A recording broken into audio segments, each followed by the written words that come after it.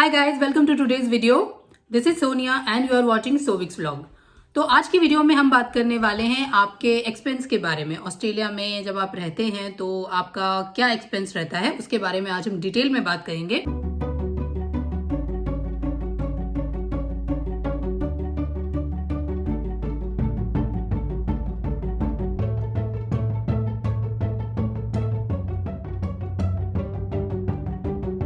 लेकिन आज की वीडियो को शुरू करने से पहले अगर अभी तक आपने इस चैनल को सब्सक्राइब नहीं किया है तो प्लीज प्लीज प्लीज चैनल को सब्सक्राइब कीजिए। और अगर आपको हमारी वीडियोस अच्छी लगती हैं तो लाइक और शेयर जरूर कीजिए and don't forget to press the bell icon, ताकि जब भी कोई नई वीडियो आए तो आपको सबसे पहले नोटिफाई हो। तो बिना टाइम वेस्ट किए फटाफट से आज की वीडियो को स्टार्ट करते हैं।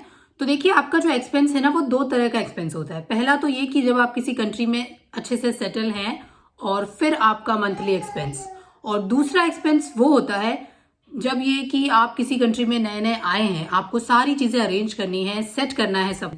तो आज की जो वीडियो है वो आज की वीडियो आपके उस दूसरे वाले एक्सपेंस के बारे में है। जी हाँ, आज मैं आपको बताने वाली हूँ कि जब आप इस कंट्री में आए हैं तो आपको शुरुआत के फर्स्ट सेकेंड मंथ का आपका एक्सपेंस जो है वो क्या रहता है। अब हमें यहाँ पर आए हुए हो गए हैं 4 मंथ्स वी कंप्लीटेड। तो मैंने सोचा कि ये सही टाइम है और शायद मैं आपको थोड़ी सही जानकारी दे पाऊंगी कि शुरुआत में आपका खर्चा कितना आता है। अगर आप लोग भी कंट्री मूव कर रहे हैं, यहाँ आना प्लान कर रहे हैं, तो डेफिनेटली आप अपने बजट को तो कैलकुलेट कर ही रहे होंगे। तो आई होप ये वीडियो उन लोगों के लिए बहुत हेल्पफुल होगी जो डिसाइड कर रहे हैं कि जब वो कंट्री आ रहे हैं तो उन्हें अपने साथ कितना अमाउंट रखना चाहिए, उन्हें शुरुआत में कितने अमाउंट की जरूरत पड़ेगी। तो यही सारी चीजें मैं आज की वीडियो में कवर करने वाली हूँ कि शुरुआत के पहले दूसरे मंथ में शुरुआत का आपका खर्चा जो है वो लगभग कितना आता है। देखिए, एक्सपेंस जो है ना वो वैसे तो एग्जैक्टली बता पाना बहुत मुश्किल होता है, क्योंकि सबका अपना लाइफस्टाइल है, सबका अपना तरीका होता है ना खर्चा करने का। पर फिर भी कुछ बेसिक चीजें जरूर होती हैं जो सबके लिए कॉमन रहती हैं। तो आज मैं वही सारी चीजें आप लोगों के साथ शेयर करूंगी। तो बने रहिए इस वीडियो में एंड तक और देखते रहिए इस वीडियो को। तो मैं आज की वीडियो में कवर करने वाली हूँ कुछ मेजर पॉइंट्स।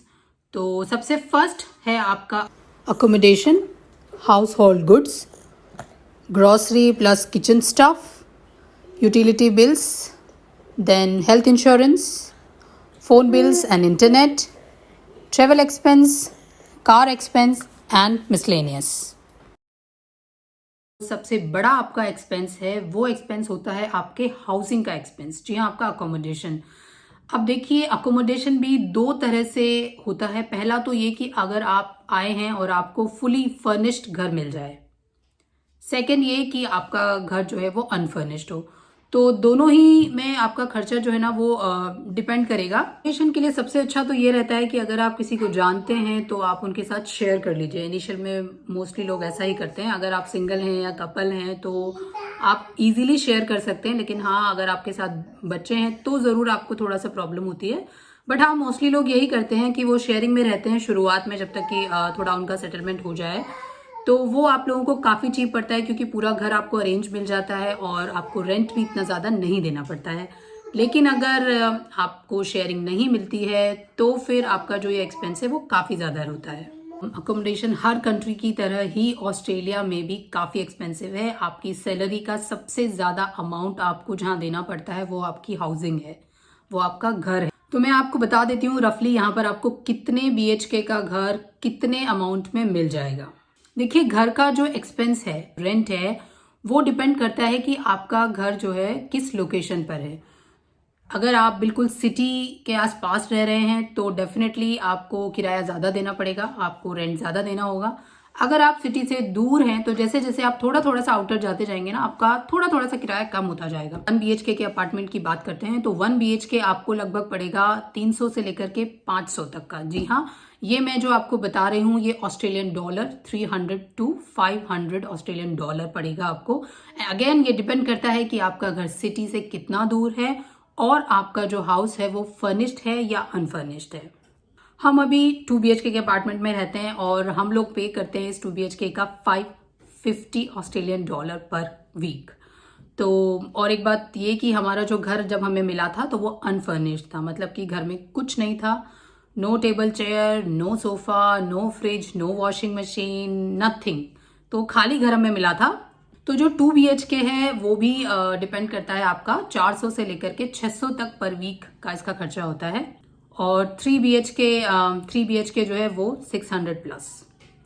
तो ये काफ़ी बड़ा अमाउंट है एक्चुअली। और जो रेंट है ना वो यहाँ आपको जब आप शुरुआत में आते हैं तो आपको 1+1 देना होता है, यानी कि आपका 4 वीक्स का बॉन्ड होता है। तो यानी कि सपोज अगर आप 500 ऑस्ट्रेलियन डॉलर पर वीक दे रहे हैं तो आपको 2000 जो है वो डिपॉजिट देना पड़ेगा। तो इनिशियल में जो आपका सबसे बड़ा अमाउंट जाने वाला है वो जाने वाला है रेंट में, क्योंकि आपको 1 मंथ का एक्सपेंस एक्स्ट्रा करना पड़ेगा, 1 मंथ का किराया एक्स्ट्रा देना पड़ेगा। अब यहाँ पर जो हम रेंट पे करते हैं ना वो फोर्टनाइटली पे करते हैं, यानी कि 15 डेज में पे करते हैं हम लोग रेंट। यहाँ पर ऑस्ट्रेलिया में सब जगह यही पर है। सैलरी भी यहाँ पर जो है ना वो 15 डेज में ही आती है। वो 1 तारीख वाला इंडिया वाला महीने वाला हिसाब यहाँ पर नहीं है। यहाँ पर हर 15 दिन में आपकी सैलरी भी आती है और आपको जो रेंट वगैरह पे करने होते हैं वो भी आपको 15 डेज में ही पे करने होते हैं। सेकंड, फिर जैसा कि मैंने बताया कि दूसरा खर्चा आपका हो गया ग्रॉसरी का और किचन स्टफ का। यानी कि अगर देखिए आपको घर जो है वो अनफर्निश्ड मिला है तो उस घर में किचन के अंदर आपके पास कोई कंटेनर्स नहीं होंगे, कोई यूटेंसिल्स नहीं होंगे, माइक्रोवेव नहीं होगा, कुछ भी नहीं होगा। केवल आपका जो गैस है जिसमें आपको कुक करना है ना वो फिटेड होगा और आपके पास कुछ नहीं होगा किचन में। तो आपको किचन के लिए सारे यूटेंसिल्स लेने होंगे और ऑफ कोर्स खाने के लिए तो जो भी सामान आप जिस तरह से भी अपना फूड खाते हैं वो आपको अरेंज करना ही होगा। तो रफली मैं आपको बता देती हूँ जो हम लोगों का एक्सपेंस था, मैं वही आपके साथ शेयर कर रही हूँ एक्चुअली। तो शुरुआत में हमें किचन के सारे कंटेनर्स वगैरह लाने में, सारे यूटेंसिल्स लाने में और शुरुआत में आटा दाल चावल ये सारी चीज़ें लाने में लगभग हमारा जो खर्चा हुआ था वो 1500 ऑस्ट्रेलियन डॉलर के आसपास था। अगेन ये खर्चा डिपेंड करता है कि आप अकेले हैं या आप फैमिली वाले हैं। जैसे कि हम लोग जो हैं वो वी आर फैमिली ऑफ 4, हमारे 2 किड्स हैं। देन आपका आता है हाउस होल्ड स्टफ, यानी कि जैसा मैंने आपको बताया कि हमें जो घर मिला था वो अनफर्निश्ड घर था, यानी कि यहाँ पर कोई फ्रिज, कोई बेड, कोई टीवी, कुछ भी नहीं था। तो हमने सारी चीज़ें अरेंज की थी, डाइनिंग टेबल, फ्रिज, टीवी, हम लोगों का बेड, बच्चों का बेड और सारी चीज़ें एक्चुअली हमें कलेक्ट करनी पड़ी थी। तो हमने देखिए सारी चीज़ें न्यू नहीं ली थी। ये बिल्कुल आपकी चॉइस है कि आप सारी चीज़ें नई परचेस करना चाहते हो या कुछ नया कुछ पुराना लेना चाहते हो या सारी चीज़ें पुरानी लेना चाहते हो सेकेंड हैंड। वैसे तो सेकेंड हैंड मार्केट भी यहाँ पर काफ़ी अच्छा है, आपको इजीली चीज़ें अवेलेबल हो जाती हैं। तो हमने भी मिक्स एंड मैच ही किया था। कुछ चीज़ें हमने न्यू खरीदी थी और कुछ हमने फेसबुक मार्केट प्लेस से या जो स्टोर है कुछ सेकेंड हैंड वाले उन स्टोर से ली थी। तो इट्स टोटली योर चॉइस कि आपका बजट कितना है और आप कितना एक्सपेंस कर सकते हो। तो हमारा जो मिक्स एंड मैच करके हमने घर का सामान खरीदा था तो वो हमें लगभग पड़ा था 1800 ऑस्ट्रेलियन डॉलर के आसपास। तो देखिए अगर आप सारा नया लेते हैं तो आई थिंक आपको 3000 से लेकर के 4000 तक का आपका खर्चा हो सकता है। देन हम बात करते हैं यूटिलिटी बिल्स। यूटिलिटी बिल्स का मतलब हुआ आपका इलेक्ट्रिसिटी का बिल, आपका वाटर बिल। तो ये जो बिल है ये वैसे तो यहाँ पर 3 महीने में एक बार आता है। शुरुआत में हमें 2 महीने में बिल हमें मिला था। तो रफली जो हमारा खर्चा था बिल का वो ज़्यादा नहीं था, वो $120 के आसपास था पर मंथ। अगेन ये डिपेंड करता है कि आप इलेक्ट्रिसिटी को कैसे यूज़ करते हैं, तो थोड़ा सा ऊपर नीचे हो सकता है आपका ये खर्चा भी। एंड देन ये डिपेंड करेगा ये ना कि अगर आपका समर का सीज़न है या विंटर का सीज़न है। हमें जब हमारा बिल मिला था वो समर सीज़न था। तो अब यहाँ पर धीरे धीरे विंटर स्टार्ट हो रही है, तो आई थिंक विंटर में थोड़ा सा ऑफकोर्स ज़्यादा होगा क्योंकि हीटर का यूसेज ज़्यादा होगा, वार्म वाटर भी बहुत ज़्यादा यूज़ होने वाला है। तो वो जो आपका बिल है वो थोड़ा सा इंक्रीज हो जाएगा। पर हाँ, ऑन एन एवरेज आप मान सकते हैं कि 100 से लेकर के 150 पर मंथ आपको ये यूटिलिटी बिल्स पड़ेंगे। फिर आता है आपका हेल्थ इंश्योरेंस। तो देखिए जब भी आप किसी कंट्री में आते हैं, फॉरेन कंट्री में आते हैं, तो सबसे पहले आपको हेल्थ इंश्योरेंस तो लेना ही पड़ता है। उसके बिना तो आप रह नहीं सकते हैं यहाँ पर, वो बहुत मस्ट है। तो हम लोगों का फैमिली इंश्योरेंस है जो हम पे करते हैं $270 ऑस्ट्रेलियन डॉलर। तो ये जो है अगेन यही है कि अगर आप सिंगल हैं तो आपका इंश्योरेंस लगभग $125 के आसपास आपको पड़ेगा। देन आपका आता है फ़ोन एंड इंटरनेट का बिल। अब ये जो है कि अगर आपके पास ऑलरेडी डिवाइस है तो डेफिनेटली आपको डिवाइस लेने की ज़रूरत तो है नहीं, और अगर आप फ़ोन लेते हैं तो वो आपका एक एक्स्ट्रा खर्चा है। अदरवाइज जो आपका फ़ोन बिल है वो 20 से लेकर के $40 तक का आपको डिफरेंट प्लान्स यहाँ पर अवेलेबल है। तो आप अपने यूसेज के अकॉर्डिंग और आप किस तरह की कॉल्स ज़्यादा करते हैं उसके अकॉर्डिंग आप कोई सा भी प्लान चुन सकते हैं और वो 20 से 40 के बीच में आपका फ़ोन का काम तो हो जाएगा। फिर आता है इंटरनेट, वाईफाई। तो जैसे कि हम लोगों के घर पे भी वाईफाई लगा हुआ है, क्योंकि ज़रूरत होती है, उसके बिना काम नहीं होता। विक्रांत का भी घर से काम होता है, तो ऑफकोर्स इंटरनेट बहुत ज़रूरी है। तो ये जो वाईफाई का कनेक्शन है, ये भी आपका $30 to $50 के अंदर अंदर हो जाएगा। अगेन आप किस तरह का कनेक्शन लेते हैं उस पर डिपेंड करेगा, पर हाँ 30 से 50 के बीच में आपका काम हो जाएगा। फिर आता है आपका ट्रेवल। अगर आप बस से ट्रेवल करते हैं तो बेस्ट है कि आप ग्रीन कार्ड अप्लाई कर लीजिए। ग्रीन कार्ड बहुत इजीली मिल जाता है, सिर्फ $5 आपको शुरू में देने होते हैं, एंड देन आपका कार्ड मिल जाएगा। देन आप अपने यूसेज के अकॉर्डिंगली आप उसको रिचार्ज करवा सकते हैं। अगर आप बिना ग्रीन कार्ड के ट्रैवल करते हैं तो आपका पर ट्रैवल जो एक्सपेंस है वो है $3.5 का। लेकिन अगर आपके पास ग्रीन कार्ड है और आप उससे ट्रैवल करते हैं तो वो आपका होगा $2.8।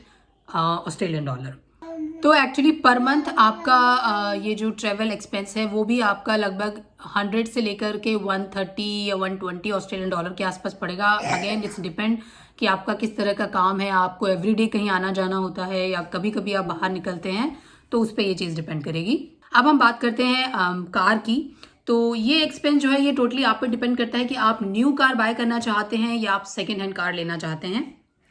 तो हम लोगों के साथ थोड़ा इशू हो गया था, हम न्यू नहीं ले पाए थे क्योंकि लोन का कुछ प्रॉब्लम था। पहले लोन मिल नहीं रहा था, फिर मिल रहा था तो इंटरेस्ट रेट जो है वो बहुत ज़्यादा था। तो हम लोगों ने फिर एक्चुअली न्यू कार हम अफोर्ड उस वक्त नहीं कर सकते थे, तो हम लोगों ने नहीं ली, हमने सेकेंड हैंड ही कार ली थी।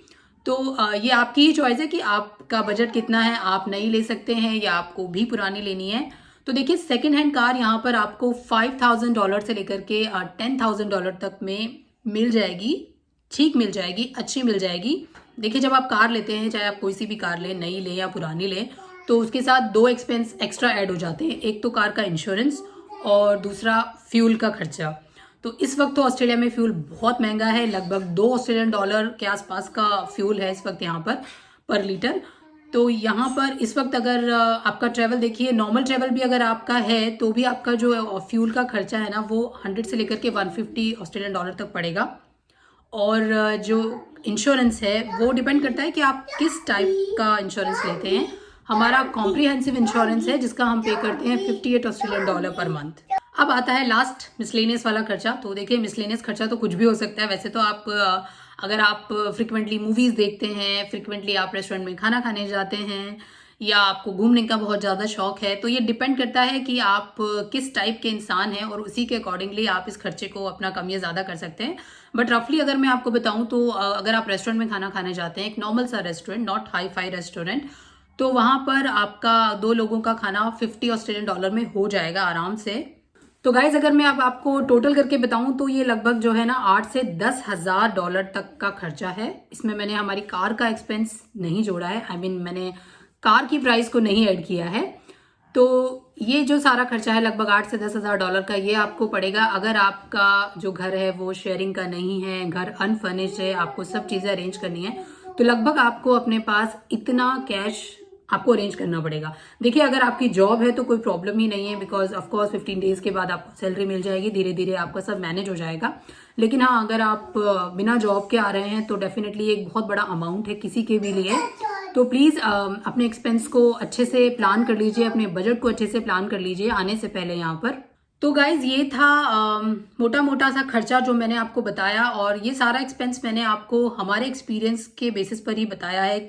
जल्दी ही मैं आपके साथ एक और वीडियो शेयर करूंगी जिसमें रेगुलर जो पर मंथ का हमारा खर्चा है वो कितना आता है वो मैं आपको बताऊंगी डिटेल में।